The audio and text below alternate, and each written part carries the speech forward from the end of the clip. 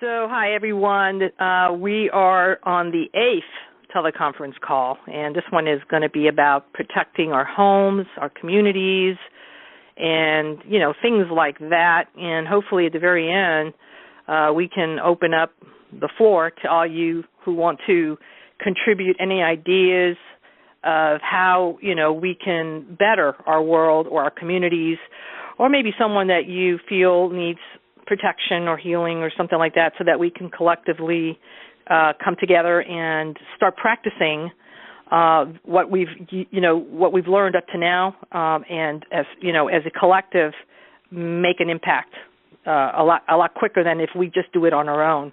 And I think that's going to be really cool to be able to gauge that, whomever recommends, that particular situation, because, you know it of it firsthand, to be able to say, hey, when we first talked about it on Saturday, it was like this, but now a week later, it's now, gotten better, or it's, rectified, or whatever it is that you're observing. So that would be really neat. What I wanted, to do, first of all, is always start with getting in our heart space, and hopefully the people that are on this call, and I don't know if there's any new ones on the call, but, and if you are new, that you've been practicing at least along with us with the old teleconference calls, and if you're totally new, we're just going to have to follow us as much as you can.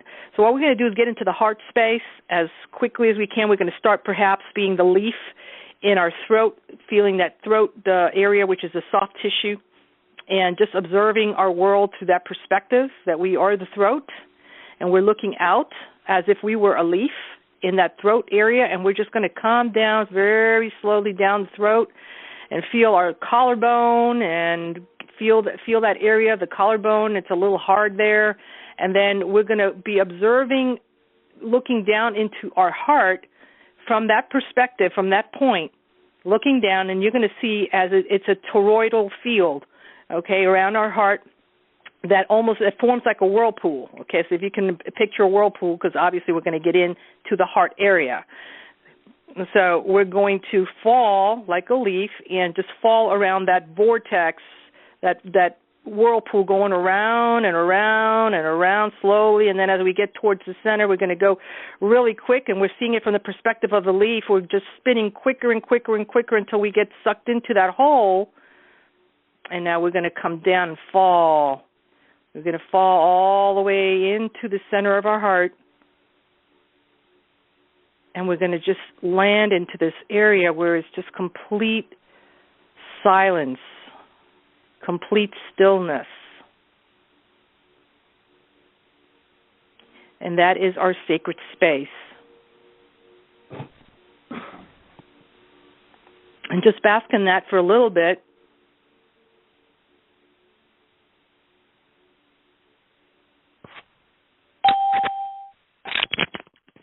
And now intuitively... Antonella Sigismondi, hi. Hi, Antonella. We're doing the meditation right now, where we're going into our heart space. Okay. So we're all in our heart space right now, and we're going to intuitively search that tiny little spot in our heart where we just know that we know that we know it's home, because we feel that pull, that draw, that feeling, where you feel complete and whole.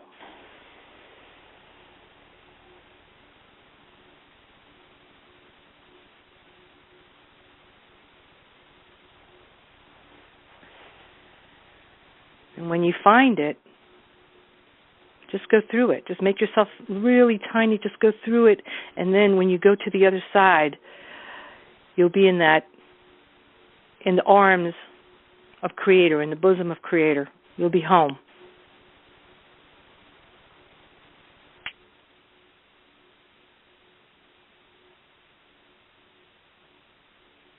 And you'll be able to feel nurtured and cradled and loved. You are complete. You are whole. Your original divine blueprint is right there. That's where you originate from. That's where everything originates from.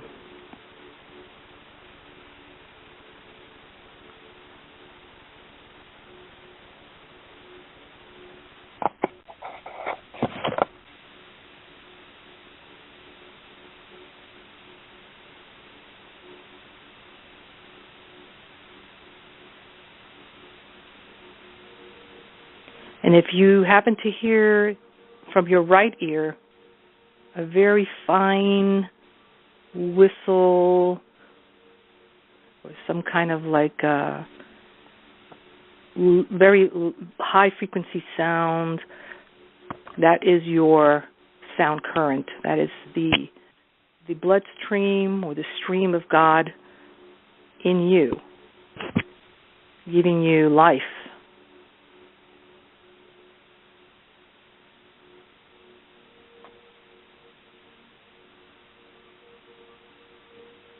And from this perspective and from this feeling of being whole, we're going to be creating and manifesting and protecting ourselves, our loved ones, our communities, and hopefully affecting change in the planet. So let's stay in that space as I go through today's teleconference call.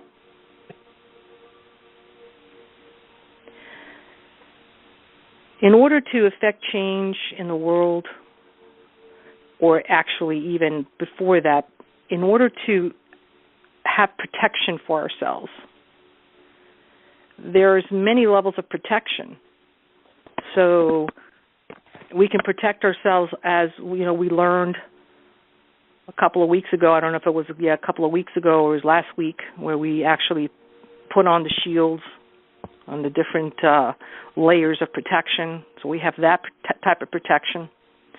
But when we are in this heart space continuously, if we start our day from this connection and stay in that connection by doing our Kadosh mantra or any other high-level mantra that automatically puts us in a high vibration.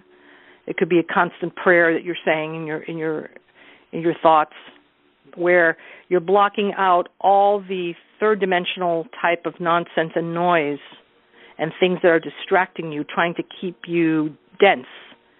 And when you are constantly thinking about being in reverence to God, revering God, and having that desire to be in that connection, coming in as that empty vessel, like I always say, okay, then, you are,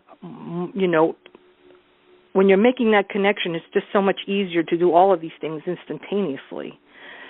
If you are not in that connection, if you're not in that mindset, in that heart space, it's like I said, everything pulls you. It pulls you in all directions. So then, again, your vibration gets lowered because you fall into buying into the reality of the outer world. So because we are in those times, it's such a critical time in the history of humanity, we really need to make a very, very extraordinary effort, a superhuman effort to maintain ourselves in that heart space as much as possible. And again, for me personally, the Kadosh mantra allows me to be there continuously. So if you can start your day just sitting down for a moment, quieting yourself, doing just that exercise until you get good at it so that you just close your eyes and boom, you're there. Until then do all the steps that we've learned up to now, which if it works for you, doing a little leaf thing or doing the elevator thing all the way from the top of your head all the way down, whatever it takes to get to that heart space, just get into the heart space. And then from there, just keep doing the Kadosh mantra over and over again, because it associates, again, the Kadosh mantra with being in the heart space. It's part of, it's a psychological thing at the same time. The high vibration of the Kadosh mantra will put you in a higher vibration anyway. So definitely do that. And so what I'm trying to say is that when you are in that heart space, again, you're coming in because you're an open vessel. You're ready to receive whatever gifts are given to you, whether it's a download, whether it's an inspiration, whatever that may be. So protection is not only a physical thing, but it's also guidance. You will be receiving, if you are in this state of continual connection with the divine, you will be receiving a lot of divine guidance about what you need to do. Okay, so a lot of people say, yeah, well, I'm protected. I can be walking down a dark alley that I know has a lot of crime, and I'll be fine because I'm protected. Yeah, you're protected, but the divine tells you not to do that. See, your divine guidance will say, you know what, maybe I should not go through that road, or maybe I should not be walking in this dark alley. You know, that is part of your intuition, part of your discernment, and all of that is connected with being in connection with the divine. Okay? Because a lot of us can, again, have selective discernment and say, you know what, but this is a shortcut. I'll get to my house quicker. I'll get to work quicker.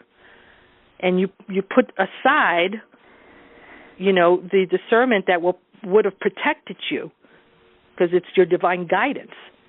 And you put it aside because it's not convenient to you know, take heed of what was just given to you.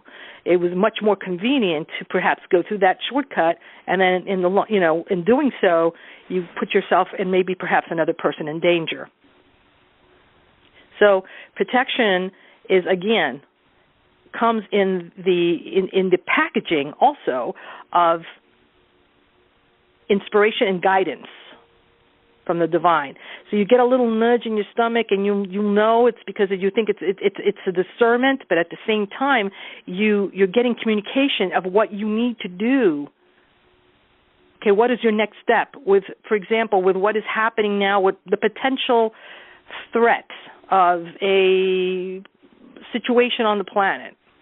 A lot of people are concerned about that because there's just so many different things that are lining up to kind of give us a picture of something that might be coming our way that our governments are not telling us about, nobody's telling us about, and perhaps they're distracting us with all kinds of different chatter and narratives and things, and the elections and the new virus there, and it's just so much that we can't keep up with it.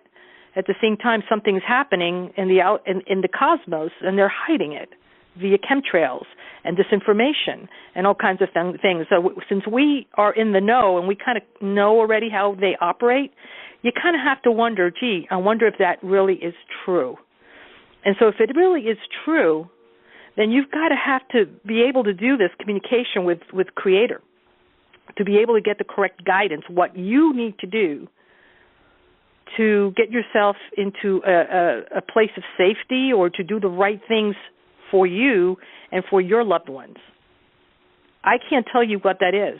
It is between you and your Creator and what is your divine purpose, your higher purpose, what it is that you are here to do.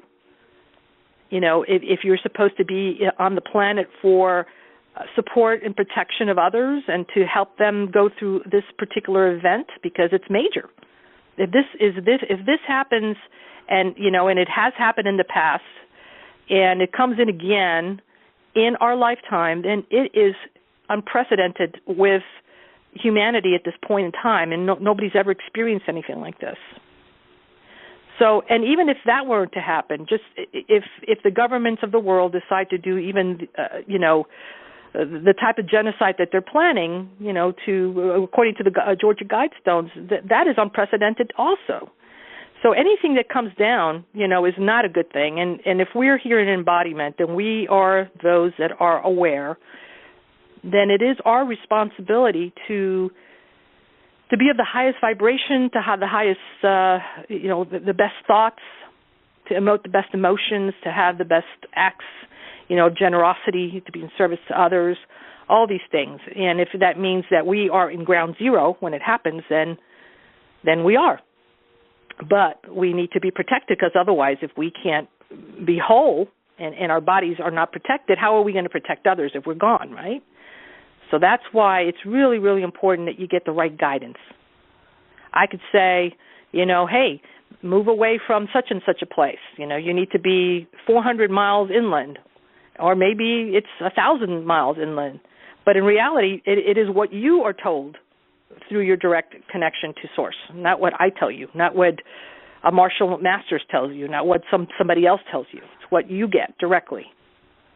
So that protection is super, super important that you get via that communication. That's number one with that. Number two, we need to obviously protect not only ourselves but protect our homes, because if again, and this comes if we're in a place that we're guided to move from the place that we're at, wherever we go, we need to protect that. So that's what I'm talking about. First, get the guidance. What are you supposed to be doing? Oh, am I supposed to stay put? Okay, good. So now we need to protect our homes, okay, or whatever place that we're at. So what we do is the same thing we've been doing up to now. Okay, we're going to do the manifestation steps, but we're going to now do what? What is the intention? To protect the home, so that home is intact, so that nothing happens in our home and in our our sanctuary, shall we say, that it is our sanctuary. This is our kingdom at that moment. So we don't want anything happening. So what we do is, again, we're going to visualize, and we're going to do this exercise together now. Okay, we're going to visualize from that heart space now the intention of wherever you are led to go. Let's pretend that it's the home that you are in now, because we're doing it for the purpose of practicing this. You still need to protect your home now. So the intention is the protection. We're going to visualize a home that if, let's say that there's a raid, let's say that, and I always like to picture the worst thing, because if you can stay calm with this in your mind, then it'll be okay in the exterior. It has to play out. So visualize yourself with, maybe helicopters and the, martial law, and maybe knocking on people's doors, okay? And you're going to shield your home now. All of a sudden, you're going to shield it just like we've done with ourselves. We're going to shield it with the ball of light. Shield your home with the ball of light, and just feel that light around your home.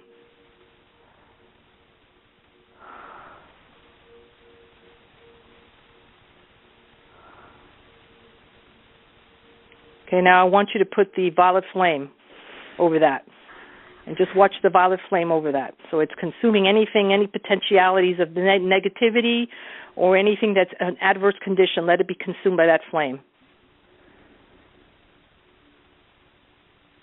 And you're sitting in the middle on your sofa, on your bed, and all this is happening over you. You're completely shielding and surrounding it with the ball of light, and now the violet flame.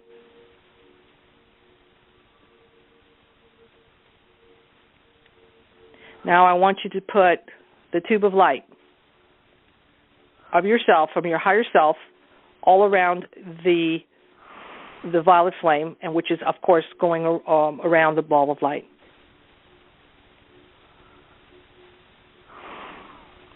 And just feel that. I want you to be able to see this through the point of view of your heart space, from the tiny space of your heart. You're all expansive, and you're everywhere, and you're simultaneously any place at one time. So you're observing this from your heart space, and you're observing it from above. You're observing it from the outside, so you actually see it from the perspective, let's say, of a tree or a lamppost from across the street. You can actually see this over your home. Okay, so the tube of light is surrounding the violet flame. Now we're going to surround all of that with the electronic circle of the mighty I Am Presence, which is gold in color, and just surround all of it. Now it's a huge ball, huge. Just surround it, all of it. And it's impenetrable. Nothing can go into that. Nothing. Just observe that from the point of view, again, of your heart. And now observe it from a lamppost or from a tree. Look at all the layers you're putting around your home. Look at it.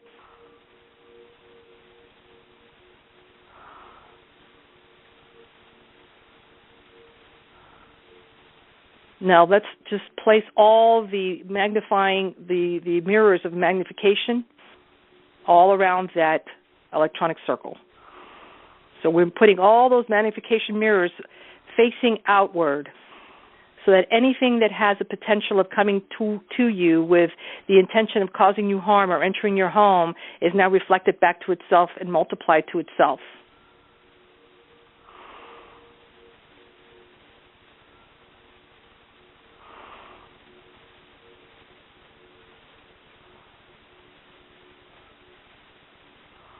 Observe it from the point of view of a tree, of a lamppost.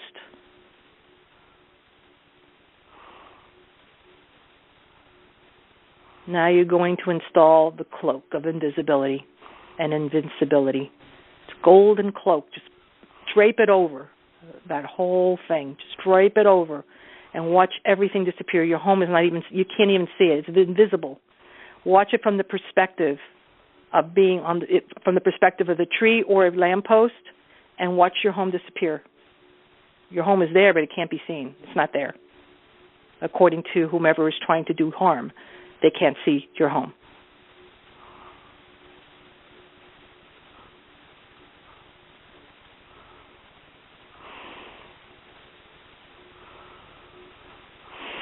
Now we're calling on Michael and asking for him to call on all his legions of angels to surround your home. Millions of them surrounding your home.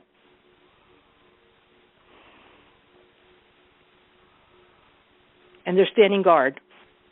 Watch them. What they're standing around is a void, because your home is invisible.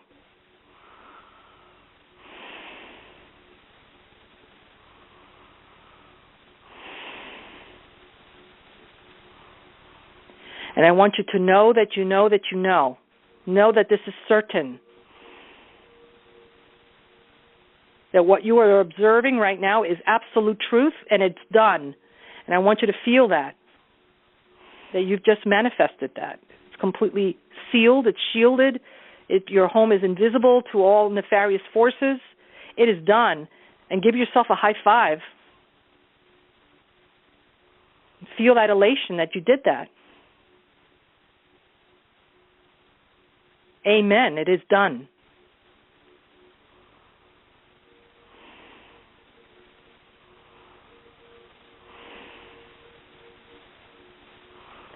Now, I am part of the sustainable community called Pandora, as you know. And Pandora has a shield over it, has a dome over it, has a protection over it. The home that I live here in Nashville, when there have been a lot of major tornadoes, I mean, it's horrible. I not only shield my home, I shield the town. And it goes, the storm will go over. It doesn't do the damage that it's supposed to do. It just kind of steers over. This is real. You can steer storms. You can command that a storm stand down or that disintegrates. You have that power by doing exactly what we've learned up to now. And it all starts in that intent and in your visualization, and you're feeling it in your being that this is so. It is done. It is absolute certainty that it has taken place. You feel that elation, you feel that joy, and you're in gratitude. You give yourself a high five in your mind. You say, Amen. It is done. And then it has no choice but to be so. The next thing we're going to do is protect our our vehicles when we're driving. We're going to protect our vehicles, even if it's not even you driving, if it's a loved one driving. I do that every single time that I can, that I know that one of my loved ones are going to go in a car. I'm protecting them to make sure that they're shielded from any potential accident or anything that could happen, that would be somebody, maybe trying to steal their car or anything like that. So their vehicle is shielded as well. So it's the same principle. You just replace the intention of, instead of, shielding your home, you're shielding the vehicle. Could be your loved one, could be riding on a bus, it could be riding on a train. Your intention then is to shield that particular method of transportation. It's no different. When I get on a plane, I don't like planes, but I get on a plane, and as I'm walking the ramp to get in the actual airplane, I'm doing all this visualization with the airplane.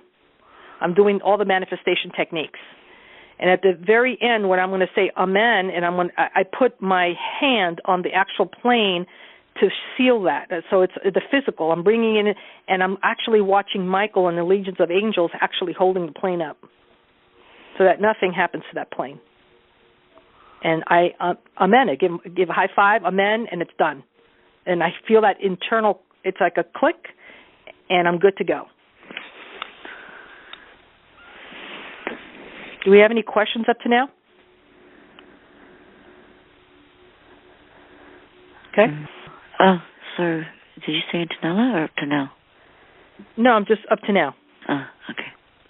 But if you have any questions, Antonella, I'll be fine too. You're good? No. Yeah. You're good? Okay. All right. Protecting our place of work, any building, a school, if you have children or grandchildren. I'm constantly protecting and shielding the people that I love and those that I am aware that need protection at that moment. So, for example, if Tom and Candy are in my home and they leave, I'm protecting and shielding them.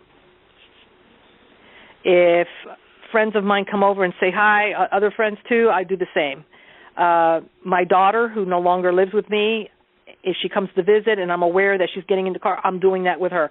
I'm doing that with her if I know that she's going into a certain building to work.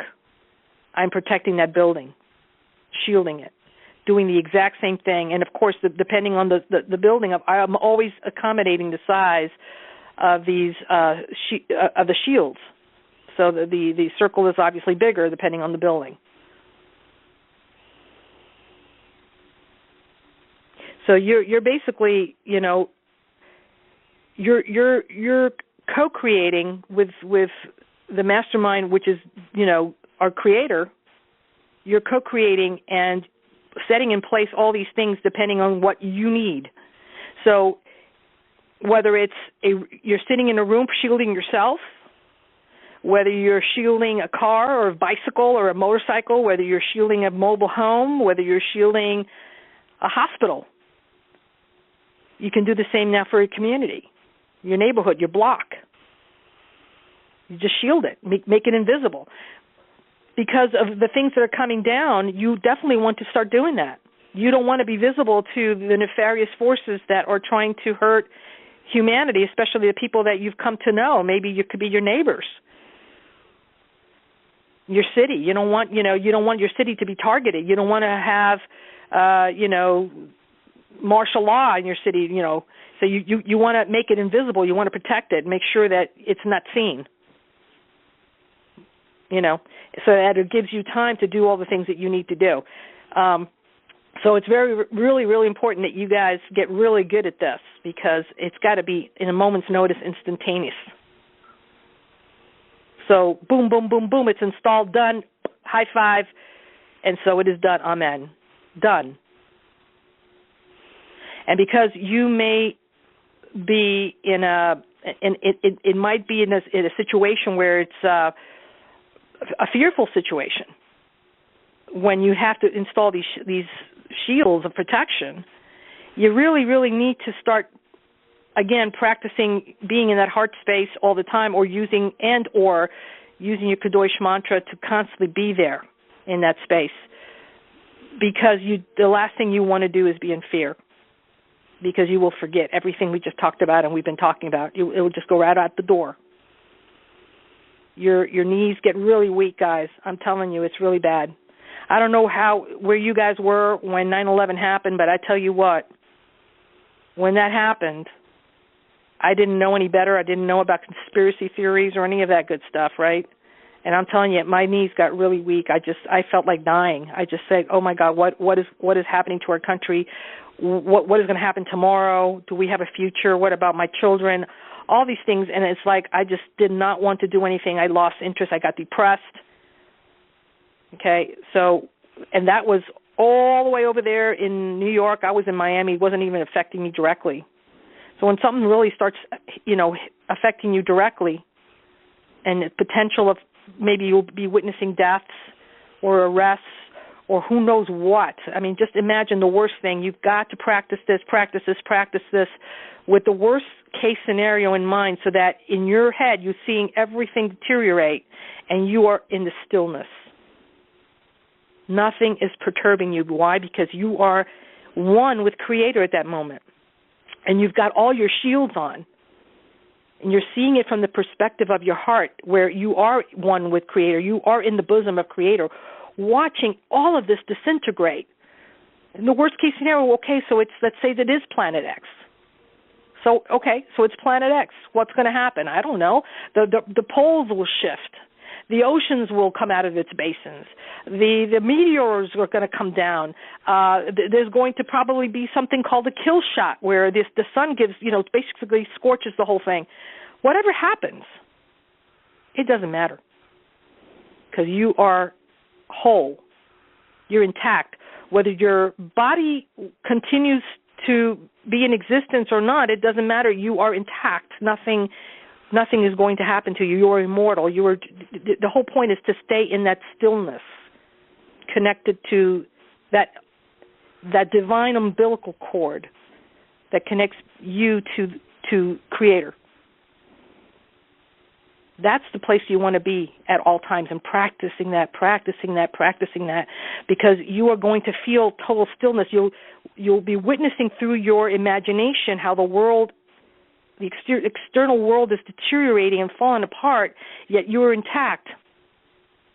And because you feel that way, you know you're intact, you should be in joy, elation. Nothing's happened to you. Not one hair has moved from your head.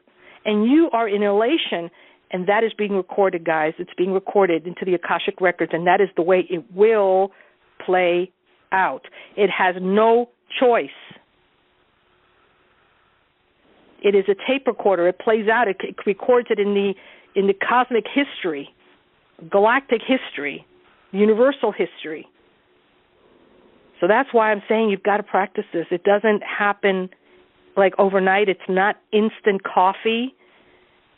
It takes work. But we are at those times where you really need to start paying attention and really getting this done. Because as much as we can talk about it and intellectualize it all day long, it's not going to matter if you guys are not taking, the responsibility of feeling it and exercising that spiritual muscle to get this done. Do you understand what I'm saying, guys?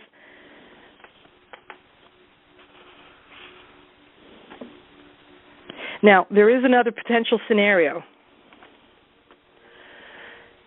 which I don't like to really talk about too much, because I don't want people to be dependent on that scenario. The scenario is the worst case scenario happens, which in my humble opinion would be, yes, a situation where Earth is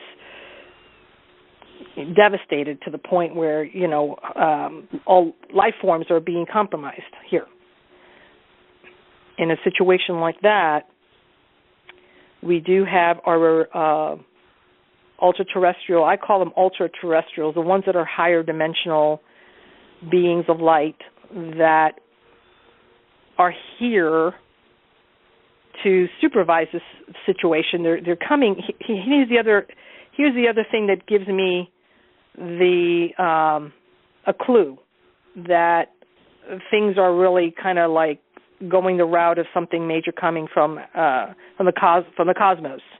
Is that we're witnessing more and more and more light ships, not just spaceships and UFOs, that too, but I'm talking about light ships. When I'm witnessing the light ships, then I'm going, uh-oh, because their mission is to evacuate. And they evacuate those that are of the same frequency, that have the frequency match. I don't know how many of you heard the recording or the BBS radio broadcast from Commander Lady Athena, and what you guys thought about it. We can discuss that later. But the majority of the stuff she's saying is like, it's true. It's absolute truth.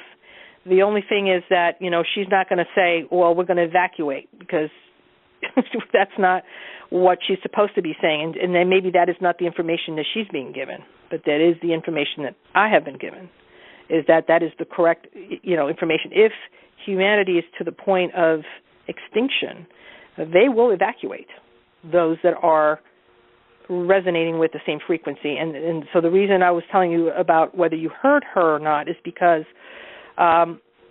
there has to be a frequency match, because if there isn't, then the person trying, to get on board one of those ships without being ready in their vibration will be hurt by that. So all the things that we've been working up to now with trying to get that vibration up is going to help us if in the event that were to occur. Some of us may not be, be one of those that need to go on ships, because we need to be here. So we're talking about, I don't know if you guys have heard of first wave, second waves, third waves. This is like a big thing. A lot of people talk about that. But in reality, there are some that actually will go on board the ships like that, and some that will have to stay, because otherwise who's going to rebuild? Who's going to, allow the continuation of the species? It has to continue with enlightened beings. Otherwise, then again, as we've discussed in some of the radio shows that I've had, what we'll have is a species of humanity that will, hold on one second. Can you guys hear me? That will go into, that will basically populate the planet, and more than likely create all the things that we are, knowing that are not good, like transhumanism and all these, horrendous technologies, mixing robotics with biology, and then going into the stars and doing horrible things to other worlds.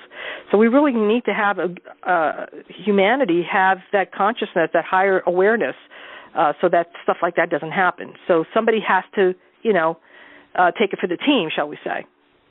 But that's pretty much, what's probably, could go down if it does happen that we need to evacuate, that the ultra-terrestrials will do that.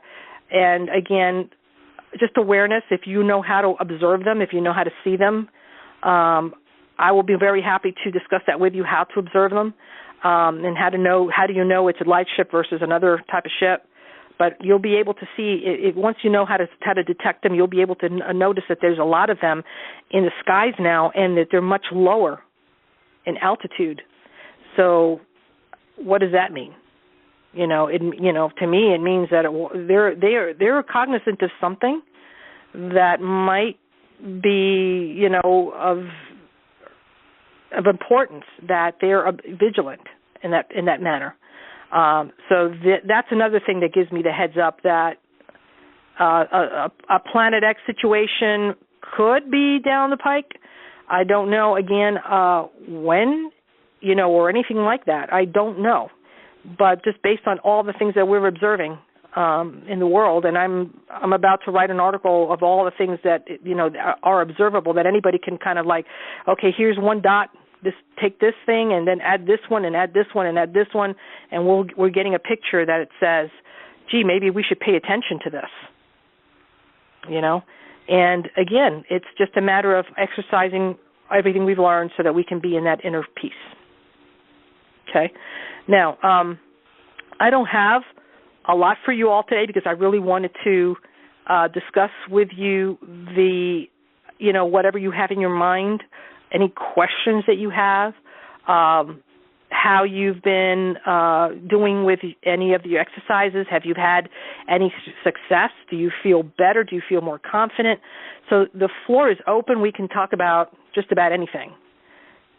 So if you want to say, I want to go first, you can either type it there if you're on the, on the chat room, so that you don't all talk at the same time, or nobody has anything to say, and we're good either way. So what say you? Me first. Okay, you go first. Look, gang, I wish there were thousands of people listening to these calls because these processes are absolutely amazing. I use them all the time, whether I'm in the fields at Pandora or working with the chickens on the farm or flying my Chrysler between Pandora and Nashville, trying to keep my FAA rating up. I do 80, 85. And I'm not saying do this to speed. I'm just saying, there are times when my time frame is imperative that I get there. And I swear, it works. The last trip down, I passed 3 state troopers parked on the side of the road doing 90 miles an hour, and they just did not blink. And again, it's not to speed with, but the protection it gives you. A trip up from Georgia, Candy was driving, and she hit a pothole that should have swallowed that car, but instead, it threw us into the median. At over 80 miles an hour, we slid sideways for about 100 yards, and she brought that car back up on the road, crossed 4 lanes of interstate rush hour traffic without a scratch on the car, wound up facing the right direction in the other side of the road. And it's because we say the Kadosh mantra all the time. We build the protections around us that Ari's talking about. And nothing bad can happen to us. I know it. It's done. Yep. Amen. Amen. That's the way it is. It is. Guys, this is the truth. I'm not kidding. And I don't know how many of you have been doing it. And if you have any, if you want to talk about any positive things or results that you've had with it, just like Tom has had, but we really have to be very, very diligent in doing it. It replaces your thoughts so that you don't have the ability to allow negative thoughts in your head. You don't have the ability to express negative emotion because you're connected to the divine. How can you express anything of lesser vibration than that? And the whole point is to stay in that high vibration, being in that love space, being in that sacred heart space. So that, God forbid, in a moment's notice, they're not going to knock on your door and say, hey, we're coming and, we're going to evacuate now because, this thing is coming. They don't. It's just a moment. You might be sleeping. You might be, walking your dog, and the next thing, boop, you might be on board because there was a frequency match, and, they've already identified you as one of their own, and, but you could be one of their own and make a lot of bad choices. Bad choices. And we've talked about bad choices before, which means, you're doing drugs, you're doing, you're drinking, you're doing a bunch of things that are lowering your vibration. Your vibration is lowered. Now you're making poor choices in how you're, feeling, what you're saying, how you're acting, what you're thinking. That guy is a total asshole. It's like that. That will get you somewhere, right? We have to be very, very careful, especially now. So right now we know we're in that window of time. Now we really need to get serious about this. Tom, you want to talk about that protection over Pandora? Sure. because it amazes me. I've got several stories. I could write a book about it. There back in December we had what we refer to as a frog choking deluge, and it poured and poured and poured for hours and hours. And about 2:00 in the morning, Spirit woke me up and said, "Hey, you need to go down and check the creek." Now, why on earth would I want to go check the creek at 2 a.m? So I got up and I put on my wellies and my rain suit, and I go slogging down through the pasture. It's about 1,000 feet from the house to the creek. And halfway down, that same voice said, "Stop, look down." And I had on a little miner's headlight, and I looked down, and there were all of these fish around my feet that had washed out of the pond because it overflowed. So I ran back up to the house and got candy, and we got buckets and went down with nets, and we scooped fish for about 3 hours, fishing in the pasture and putting them back in the pond. And had we not, had Spirit not woken me up and said, "This is what's happening, you need to go check on this," we would have lost our stock of fish. Yep. But that protection bubble reigned supreme. When the tornado hit 3 weeks later, there was destruction all around us. And we hardly had a leaf to stir on our property. Mm-hmm. The snowstorm, the blizzard that hit Tennessee last week hardly dusted the grass on our yard. And you were looking at a map, weren't you? And you were seeing how the storm just went all around that area. Absolutely, and it was it looked like we were the epicenter of clear sky. Yep. Right there where we were, and it just amazes me every time I look at it. The other night, I was again awakened about 2 with instructions to go check. I walked out on the back porch and I looked, and I could see dozens of animal eyes down the pasture, and it appeared they were advancing towards our chickens. So, I get geared up to go down and deal with that. And I looked up, and there's one of the light ships. It's close enough to touch. Mm-hmm. Just blinking its little thing, doing that red, white, blue, green the cross Merkaba pattern. It's like a Merkaba. And it just, I looked up and said, "Thank you, guys. Appreciate the warning." I went down. I dealt with the animal situation. I came back up. Candy's standing on the back porch waiting for me to come up so I can tell her why I'm down in the pasture in the middle of the night. And I looked up, pointed at the ship. She said, "Oh, that one's close." I said, "Yeah, it warned me about all of this."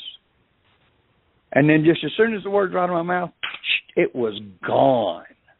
I don't mean behind clouds. I mean, you could see it receding. And, faster than a 57 Chevrolet. That thing was gone. Yeah, there's a lot of light ships there, and you guys have been watching, that there's been more and more, right, observing more and closer. Mm-hmm. Absolutely. And the thing that proves their existence for me, Ari, and I think I've mentioned this to you before, when I first encountered them, when I lived in Georgia about 6 years ago, one night there'd be one. The next night there'd be 7. Then there'd be none. Then 3. Right, yeah. No rhyme or reason. Same time of night. Mm-hmm. And I see the same thing up here. Sometimes there's 5. Sometimes there's a dozen.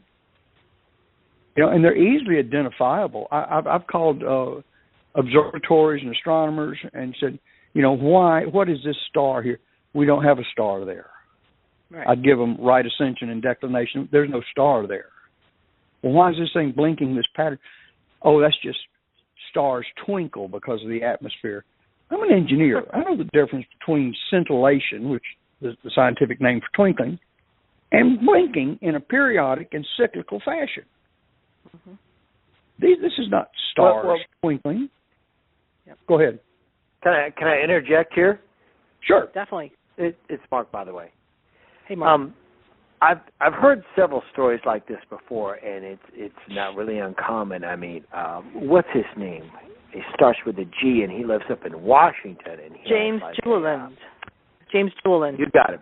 And what I think is going on is that you have high enough vibration to where you can actually see what's going on naturally around, which is going on everywhere.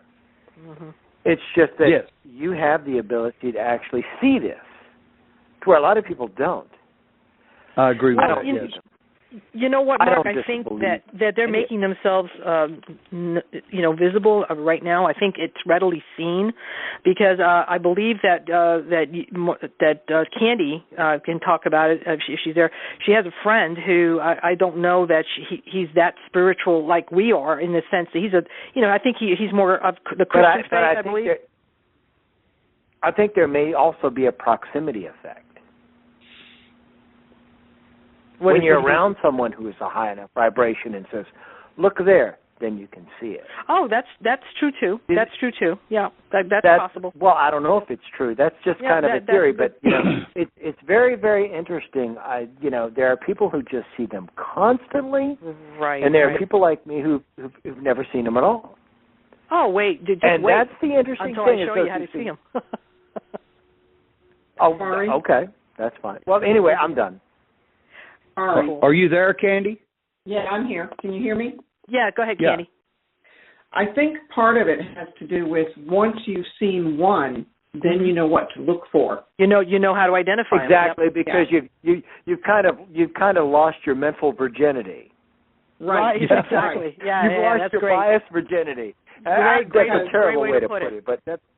My friend is a born-again Christian and had never even considered anything like this, even though he'd been in the military.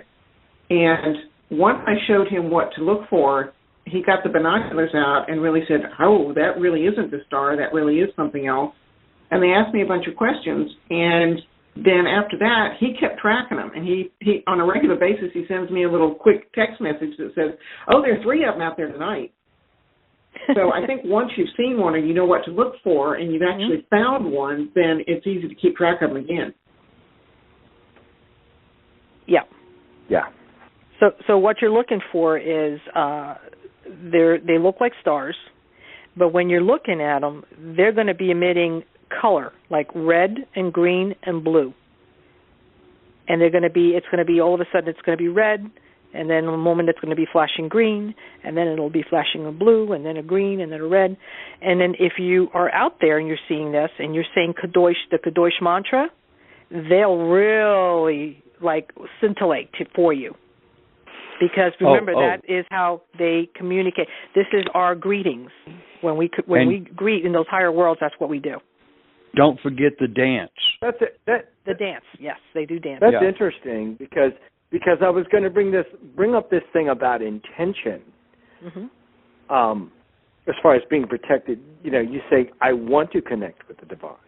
You make an intention and actually say exactly what you intend. Yep. Or what you want to have, or I want to be protected by the divine. Yep. I want to be protected by my angels. And you could say, if there are UFO entities out there, I want to see you. I want you to show yourself to me. Now, I haven't done this yet, of course. Okay. Yeah, but it's an excellent point, Mark. True. Yep, that is true. I think that's a really, really solid theory, is that You've actually got to verbalize an intention because, gosh, I'm thinking about all the time I've wasted years and years of just doing empty meditation. Mm-hmm. Empty meditation. Without intention. Just thinking about, good grief, if I'd actually tried to do focalized intention on something, what could have been done? And you were thinking about what to do as a group. I hear about all these people, doing these group meditations and focusing on a specific thing. And I think that kind of works in theory, but I'm also thinking about the dark cabal. This is white magic as well as black magic. Mm-hmm. The idea is pretty interesting. Now, if you get a whole group of people and you have them meditate, but you have a single narrator, you have one person there who actually guides the meditation and describes in specific details what they are to visualize and focus upon. In other words, you have somebody who's like a conductor who's conducting an orchestra. You conduct their thoughts and their energies to a specific point. That person becomes, let's say, a lens. Sure.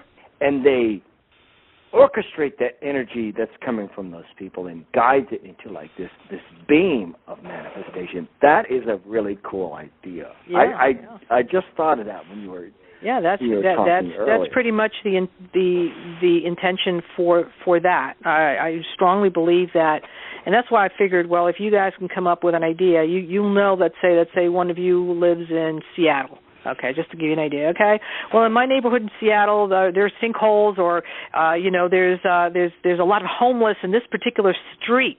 Now you've got to be very specific when we're doing this. Okay, on this particular street, boy, I'll tell you what, there's so many homeless, or there's a family that I know that needs help. And how do we manifest a home for those people, or help for those people, or something like that, or even somebody who is ill. I know that there's a person who's ill that needs, healing. Okay, so let's do the manifestation technique with the healing. We've done that. Okay, now I don't know how many times we've practiced, but we're going to do it. Exactly. Not trying to say, how to heal them, but you actually describe how they are now in this reality. Exactly. Yes, exactly. And so we're all... Hey, if the Cabal are doing it, exactly. we can do it. It's the same principles, except that they're using it for the bad stuff. We're going to be using it for the good stuff. Right. Right? Right. Exactly. Well, that's the way that works. That's pretty cool. Yeah, it is pretty cool. And I don't want to, stop this group because, not too many people are, really doing it, the manifestation, and to be able to protect ourselves. And remember, there's a lot of different techniques on how to do this, But I know that if you guys learn it this way, and then we can all be on board on the same, doing it the same way, then I know it works. Tom knows it works. There's others maybe on the call that know that it works because they've done it.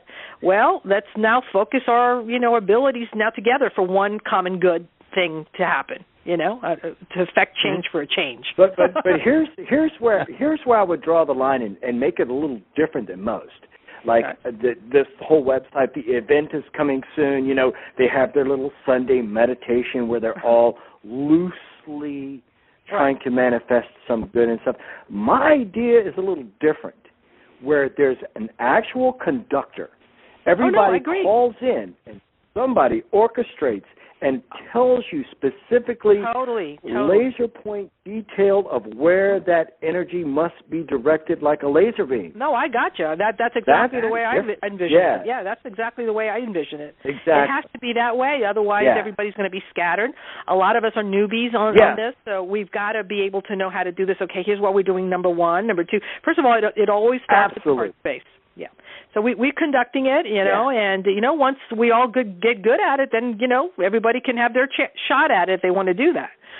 But I think that we can make a lot of progress, believe me, in individuals that are, that we know of, immediately, and maybe in our lives, maybe it's a family member, maybe it's, a condition in our neighborhood or in our community, whatever. And then we can start getting a little bit bolder and start, affecting change in the world. Holy cow. Man, that would be just like... Absolutely. And we can. It's all wired up. Exactly. Hey. Totally agree. Ask the military-industrial complex. They'll tell you it works. That's right. Yep, they sure does. I'll vouch for that. Yep. Mm-hmm. Anybody else want to make comments or have any questions, suggestions, testimonials? I'm really glad you brought up the last part of this, because I have, felt that we have help from outside, that we will have help at the critical moments. We will. And even the people that aren't awake enough, I think they'll be lifted off the planet too. I'm not sure. And I've seen so many different paths, but what I want to say the most about all of this is your program has helped me raise my vibration higher and not higher, and enough higher that I am not in panic anymore. I had to go through some really icky stuff during the last month about misunderstandings and this kind of stuff.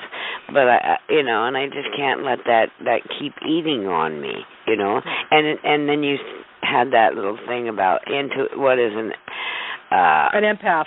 An empath and that, and I thought, well, yeah, I can see what's going on with this person, and we talked about it last night, and here it is right in front of my face. Here it is. But Confirmation.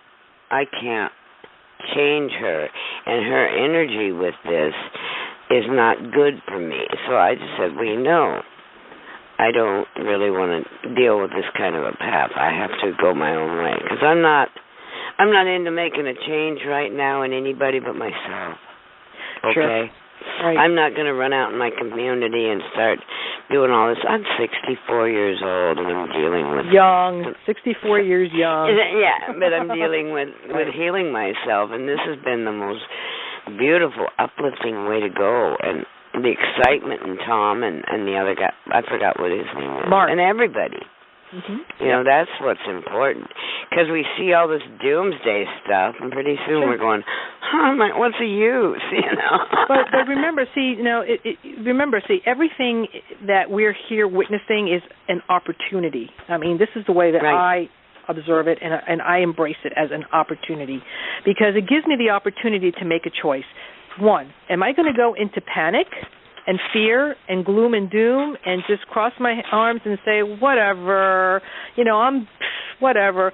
Or am I going to go and say, you know what, I'm in total peace, and whatever happens, happens, but I'm still an embodiment, and if I can help anyone and, and embrace that they're divine and allow them to be in peace also, then that is what I'm going to do till my last moment, until either I'm no longer here because my body is no longer here, or, if I merit to be taken on board of one of those beautiful ships, I'll go there. I'll definitely go there, because that's where I come from anyway. It's like, that's where I always wanted to go back. But they told me, not yet. And that was at 17, like a lot of you know.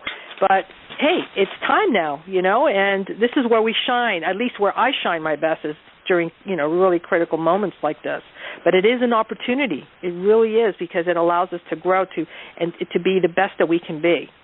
Absolutely. Absolutely. And I did get to see a being when I first was diagnosed with cancer, about 3 weeks later, I had a vision, and it was the Virgin Mary, and it stretched all the way to the sky, and it was what do you call it? It was of the higher dimension, and Bruce was sitting in front of me. I had to realize 6 months later that I saw this vision with my eyes open. Wow. I had to process the whole thing. Sure. Yep. And so I know that's there. I know I'm connected to that. And there you go. Hey, Patty. Yes, sir. I have been working at getting Pandora up and running for about 7 months now. I feel the best I have felt in 30 years. I've lost 40 pounds. I attribute it to the fact that I'm helping others and getting ready to help still more. You want to guess how old I am, Patty? Now I'm going to, I'll say 62. Well, you missed it a little bit. Today, I'm 64 years old. I was going to say 64, but I better go back a couple years. Isn't that funny?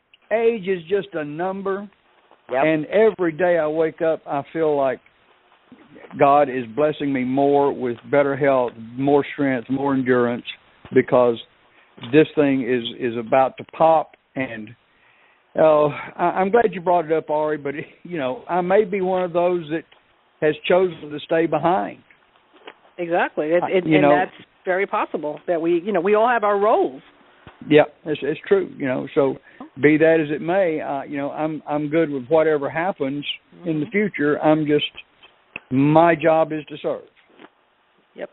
And I think all of us have that in our charts. Yep. How many people are in Pandora, may I ask? Are there a lot of people, or is it just starting?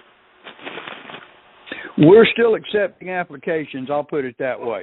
We don't want to give away population figures or names or anything like that, or even the exact location. You know, we're trying to stay quiet.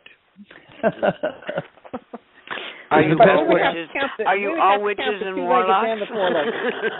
Are we witches and warlocks? Yeah. Well, we'll take the Fifth Amendment on that one. No warlocks. Let's put it that way. No. Maybe a couple of witches. Can I say something? Yes. I think it was last Friday that gold and silver started to move up in price rapidly.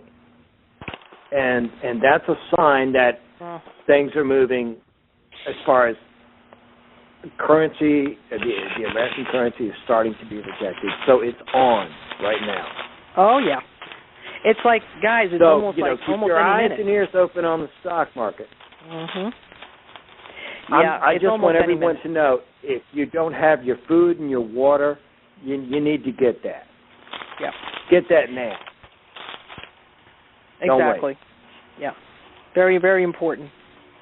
I was speaking with a friend today about that, and you know, they were saying, well, how much should I get? What should I get? And I said, if you're trying to get, you're looking at it in the wrong light.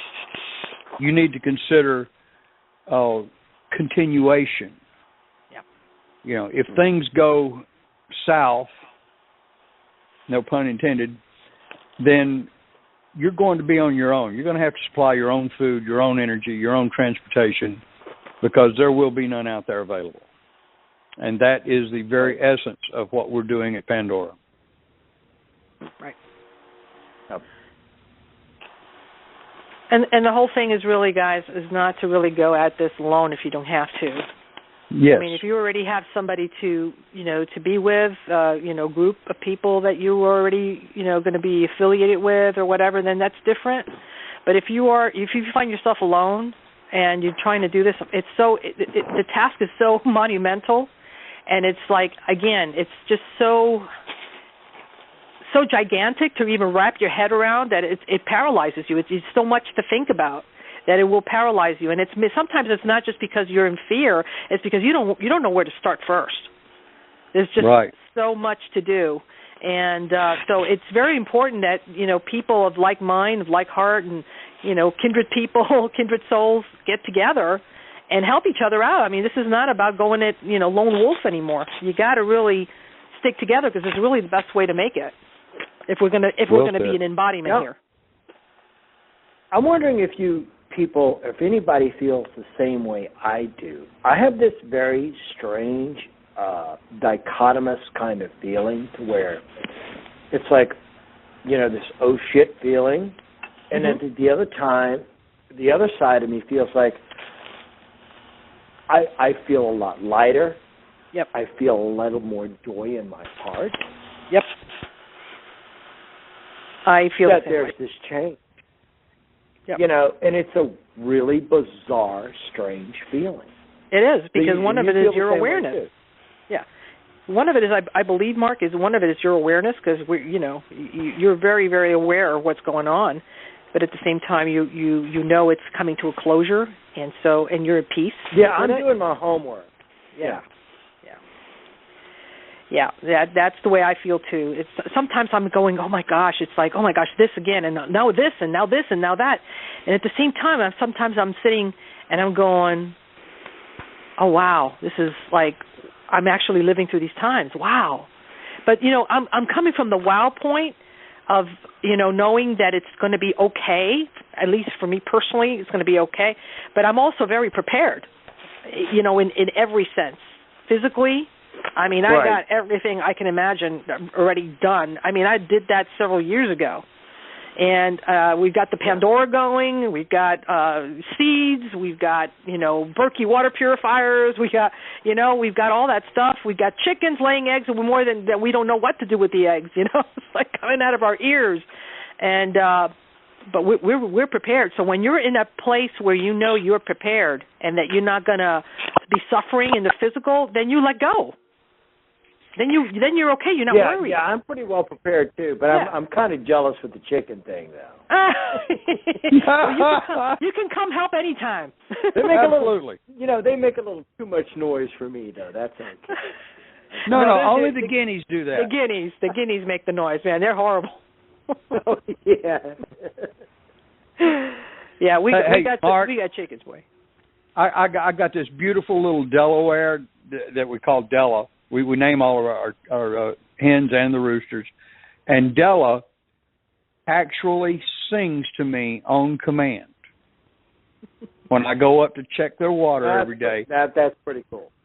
I bend down to the cage, and she'll come right up to me. I'll say, Della, sing to me, and she'll just start cooing the prettiest little tunes. And the amazing. roosters follow you, don't they? Don't they follow you around like if we let the roosters out, they'll just follow right on my heels, like I'm the parade master or something. Yeah, it's pretty funny. It's really something else. And then what do we have? We have hawks and things like that. And you guys tell them, now you can't touch the chicken, so they'll be there and guard against the dogs that come in. It's like hilarious, man. It's like the natural world is like, guys, I mean, it's just the most majestic thing I can even, it's like how the communication happens, and Candy can talk about that because she really communicates very, very well with the natural world, and how they, everybody's in, synchronistic, and they're communicating in that higher level where Candy will say, well, you can't eat this, but you can't eat that, and you can't touch this, but you can, right? Can you talk about that? I mean, that's amazing. Well, it's not that I command them so much as I just ask them to cooperate with us. Yeah, you're asking them. Right. And there's that thing about intention. We have two pairs of hawks that are got nestlings now, and all of the hawks will come and sit on the fence posts that are near to where the chickens are, but they sit with their back to the chickens and watch out for the dogs. Because we've had a problem with the neighborhood dogs coming up to the chickens. We actually lost a rooster to one of the dogs while we were gone once. And so we've asked the hawks to please keep the dogs away from the chickens. And so they'll sit with their backs to the chickens, but they'll swoop on the dogs. And not too long after we went fishing in the pasture to get all of the fish back into the pond, I built a sort of a dam that would let the water out but would keep the fish in. And I was sitting there one day looking at it, and we had been wondering how deep the pond is. And I decided, well, I'm just going to wade in. I'm already in my swimsuit and my waterproof boots, and I'll just wade in. And I was just about to make a shallow dive, and I heard the hawk screech above me. And he has a very distinctive warning call to me. And I looked into the water, and there were two wiggly things going across the pond. And I went, ooh, snakes. Yep. And if they're in the water, I'm probably not going to be happy with them. So we all talked about it. In the policy on Pandora is that we let the animals come in as long as they don't harm anybody else and they know they can't hunt on Pandora. They can live there and they can eat what we provide for them, but they can't hunt on Pandora. And I had told the hawks absolutely not. They couldn't eat the garden snakes because I wanted the garden snakes there to take care of the rodents. But we had to rethink that and tell the hawks that they could hunt anything that was swimming in the water. And within 2 days, we did fire ceremony, and within 2 days, the water snakes were gone. So it's more of a cooperative effort. Mm-hmm. It's kind of like you help me, I'll help you. Yep. And we put corn out for the deer, and I put a limit on where how close the coyotes can come. We can hear them, and sometimes we can see them, and we've even seen a couple of foxes, but they can't get within so many feet of the chickens. We can usually tell when they're getting too close, and I have to go out and remind them that where the limit is, because the chickens will start. The roosters have a very distinctive warning call that they let us know. and we'll go out and revisit what the limits are. But we haven't had anybody break the limits so far. Yep. It's really kind of a comfort to know that everybody's cooperating so well there. Yep. It was funny, we saw when a snowstorm passed us by and everybody else had all this snow and sleet and ice and stuff, we saw a whole bunch of animals that came deliberately onto our property because we didn't have any snow and we still had food out for because them. of that dome of protection. And right. guys, it's for real. There is a dome of protection over Pandora because when I got the property, I intentionally put it there. And that's what you can do in your homes as well, or wherever you are at any given moment. You're shopping in Walmart, you've got your dome on you. Plus, you got your protection around you personally. But if you want to protect all those beings that are in that Walmart at any particular point, you just do that. You just protect it. Boom, done. You're writing a book, you're writing a trade, boom, done. What was that? Who's talking? Ari, can you do that like once and make it permanent, or do you have to keep doing that every day? No, you can do that and make it permanent. I just keep doing it all the time, period, because why not? Me too. Okay. Reinforce it. Yeah, I just reinforce it. Why not? I usually do it every day, but I didn't know if we can just kind of make it permanent. It's like one day you forget. Remember, and it's intention. It's your intention. Okay. Yeah, it's your intention, and we in the shamanic world, we believe that we can open sacred space and hold it for a minimum of 2 weeks if we have to. If for some reason we can't do anything else, we can open sacred space and hold it for a minimum of 2 weeks. Mm-hmm. But most everybody keeps doing it over and over again, mainly because you get into the habit of doing it. Right. And then you just expect the things to happen accordingly. Exactly. My basic belief is God wants to hear from me every day. Exactly, yeah. Yeah, there you go. Yeah, I do talk to him every day. I was enjoying your stories, Tommy and County, about the animals because I live on 20 acres right now, and I have chickens and ducks, and I talk to them, and they talk to me. I know what they want, and I understand what they're saying to me without words, and it's so much fun. It's so much fun. People haven't come up to me, wants me to hold them, and I got to hold them and give them a little hug and put them down, and they sit and they follow me around. They want to talk. If I sit next to them, and they all come around me and listen, and it's just fun. And I have hawks and bobcat and cougar and coyotes galore. Oh, we have animal ICU units in our living room. I've done that too. I've done that too. Oh my gosh! So it's really neat to hear someone else doing the same thing. Yep. It's wonderful, to be connected that way because you're really at the purest level, in connection with God when you're connecting with the animals. Yeah, I could hear them eat for some reason, but they're fun. They're a lot of fun. Yep. Awesome. Anyone else want to share or make comments or suggestions or questions? We're all good? Anybody practicing? Well, I am. I know you are. I've been practicing every day. I like the little way to identify light ships because I've probably seen them and I just didn't know what they were. I thought they were satellites or something. Well, there's one thing here. I'm going to show you two. Okay, so we discussed about light ships. I'm going to talk about it again. But one of the things that you can do, too, just so you know, so that you can be very aware of the reality that we're living in. You're going to be taking a look at the actual matrix hologram, or the actual matrix. What is it that I'm trying to say? It's the matrix. It's almost like a dome over the earth. Mm-hmm. Okay? The web. Like a web. Thank you so much. I couldn't think of the word. And when you go outside at night, try to find a star. Okay? Just find something, an object, and just look at it, and then just kind of like let go of your eyes, make them lazy, make them like kind of cross-eyed, just let them go. Don't be focused on that star. Just let it go, and all of a sudden you'll see that you'll see like a honeycomb web around the whole planet. That it takes up the whole sky. It's just everywhere. That's your matrix. Okay. You'll be able to see it, believe me. But you got to do exactly what I'm saying. Just find an object that's far away, and just take away the focus from that object. Just let your eyes go a little bit, and you'll be able to see it. Can I address the light ships, Ari? Yes, please do.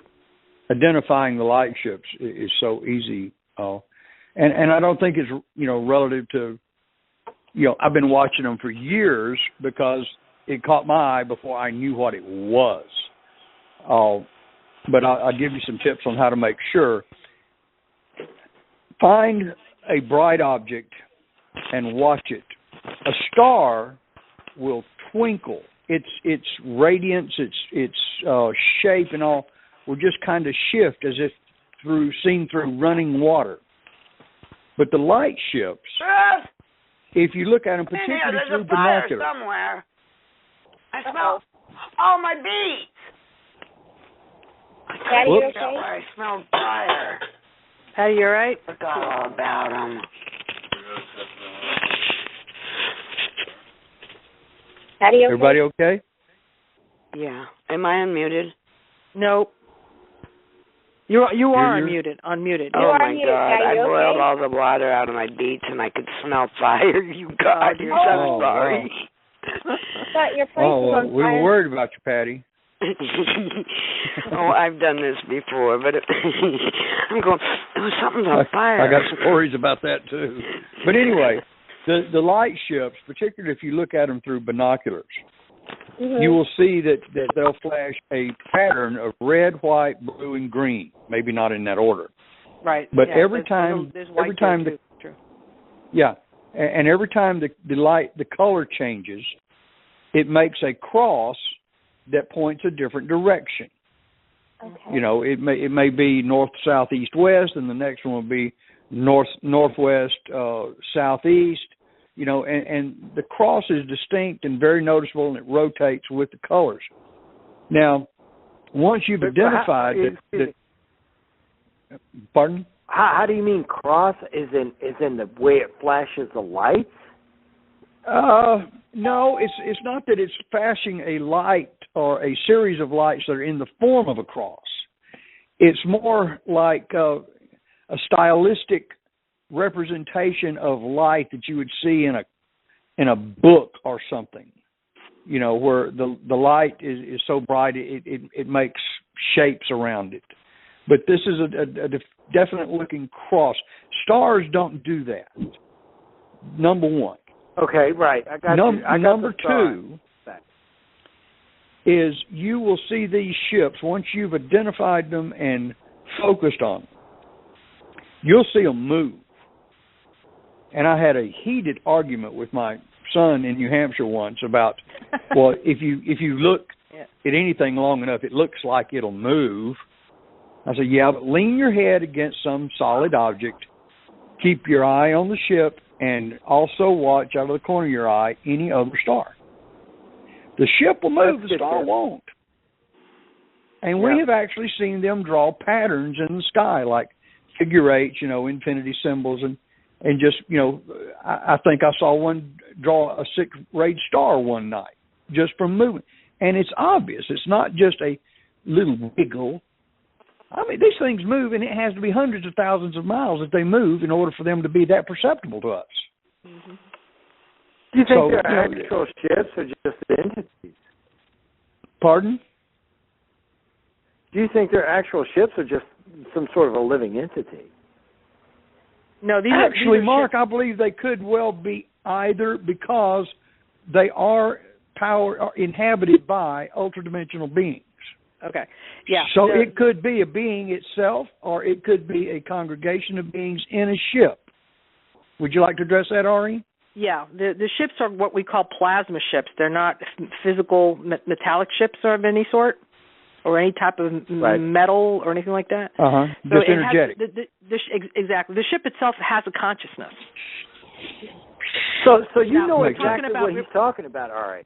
Mhm. Oh yeah, definitely. Because when I was telling him the ships that I saw when I was a child and the ones that I'm in contact with, and I showed Tom, and he goes, "Oh, those are the ones I've been seeing all my life," or something like that, right, Tom? It was something like that.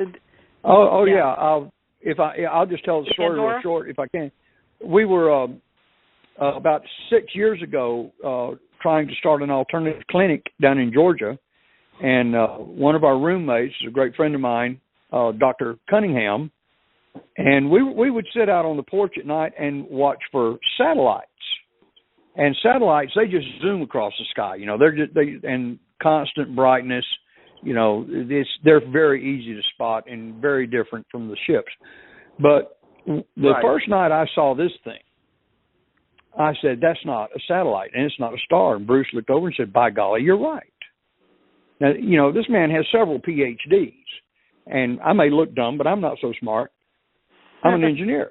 So I said, okay, what is it? And we started looking, found more. And as I said earlier, some nights it'd be 1, some nights 7, some nights 3 in different positions. So I took my telescope out and a pretty good scope, set it up, got it exactly aligned, and I started taking down right ascension and declinations. And then about 8 months later, Candy and I were visiting a dear friend of ours who is literally a rocket scientist. She worked for NASA. She was one of the 6 engineers that brought Apollo 13 home. We were talking to her about these things, and I pointed one out. She said, oh, I can't see. She's like 84. Just tell me where they are. So I pulled out my notepad and started giving her right ascension and declination. And she'd say, that's a star. That one's ours. That one's ours. That one's not ours, but we built it. Stuff like that.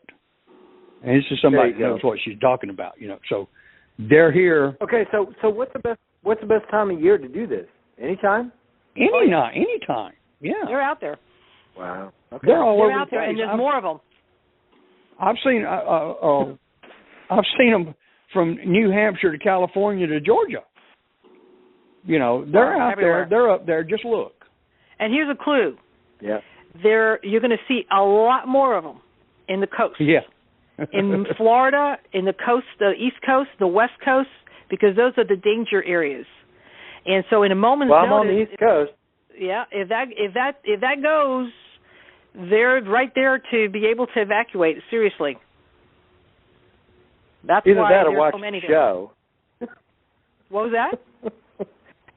I said either that or watch the show. We laugh about that all the time. We think that we've decided that we got to throw some humor in there. Comic relief exactly. for them. Yeah. So I mean, this is exciting times. It's you know, it's a transformation, but it's a very interesting one. You know, it's going to be a wild ride. But I'm telling you, if we do everything the way we're supposed to do it and stay focused and stay in high vibration, we're going to be fine. And we'll be guided to where we need to be, and you know, and what we need to do, and all that stuff. And or get our ticket out if we need to, if that's what we're supposed to be doing at that time. And like Tom said, hey, maybe you're supposed to stay behind because, you know, you're one of those few that, you know, get it, are connected with the divine and need to, you know, reestablish the planet the way it's supposed to be, the original blueprint. Right. And that might be the mission. So. Anyway, if nobody else has any questions or anything, do you guys have any ideas what we want to focus next week? I just had one and I forgot. Sorry. Well, you can always email me. I'm driving while I'm listening to everything, so it's like I was thinking about something else and the car distracted me. Oh, that's okay. Gosh, what was it? And if you guys can't think of anything now, you can always, you know, put it in the discussion of the group or email me and give me ideas, and we'll pick either one of them or several of them, and we'll just work on them next week. We'll just get together and focus on that particular thing. Sounds good. Sounds good. Everybody in agreement? Yeah. Okay, in that video, I sent you a video on your website, and it says we've got until October of 2017 or something. Well, you know what? Who the heck knows? You know, the whole point is we got to be prepared for it happening any minute. So whatever happens, we're always prepared. I want it to happen faster than that. I want it tomorrow. And you know what? When I think it's going to happen? On 3/3/2016, because you've got 6 3s. Okay. Look That's at that just around the corner, Patty. That's just around the corner. I know. You better get with it. Start practicing. I am. Well, go ahead. And on 3/3/2016, that's the 48 hours notice we're going to have, and we're going to bring it in by 3/3. That's what I'm saying. Now I might have to write a new book if we go by this date too. I'm flexible. There you go. That's all we can do. Be flexible. You were going to say something, Tom? Yeah, I was going to say, if I can throw a shameless plug in here, since there's been so much interest tonight and so much discussion about it. If you are more interested in more information about Pandora, what we intend to do and things, contact me. You can send me a message through the 2012 website, or my personal email is tom.moore with 2 O's at ymail, not Gmail, ymail.com. Yep. All right. Well, I think we're good. If you have any questions, like I said, later on, that you think about anything or have any suggestions for manifestation or healing for next call, then please contact me, and that's Ari@shatteringthematrix.com, or you can contact me through the site as well, or post it on the discussion group, discussion page of the group, and then that way everybody gets to see it. All right? So you're all good? Oh, and I wanted to say I'm really happy to see that you're putting the individual classes out on the website so people can buy them. That's a beautiful idea. Awesome.